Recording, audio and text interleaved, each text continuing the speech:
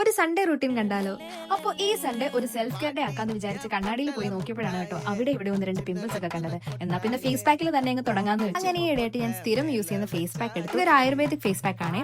കുറച്ച് പാലിൽ അത് മിക്സ് ചെയ്തു. കൂടുതലും തൈരിലാണ് മിക്സ് ചെയ്യാറുള്ളത്. ഇന്ന് തൈര് കിട്ടിയില്ല, സോ പാലെടുത്തു. അങ്ങനെ എനിക്ക് വേണ്ട ഒരു കൺസിസ്റ്റൻസി ആക്കിയിട്ട് ഫേസിലും നെക്കിലും ഒക്കെ ഒന്ന് അപ്ലൈ ചെയ്ത് കൊടുത്തു. ഫേസ് പാക്ക് ഒന്ന് അബ്സോർബ് ചെയ്യാൻ വേണ്ടിയിട്ട് ഒരു അരമണിക്കൂർ ഞാൻ വെയിറ്റ് ചെയ്തിട്ടുണ്ടായിരുന്നു. അതിനുശേഷം പോയി വാഷ് ചെയ്ത് കളഞ്ഞു. വാഷ് ചെയ്ത് കളഞ്ഞിട്ടുള്ള ലുക്കാണ് ഇപ്പൊ നിങ്ങൾ കാണുന്നത്. ഇനിയിപ്പോൾ എണ്ണയൊക്കെ തേച്ചൊന്ന് കുളിച്ചേക്കാന്ന് വിചാരിച്ചു.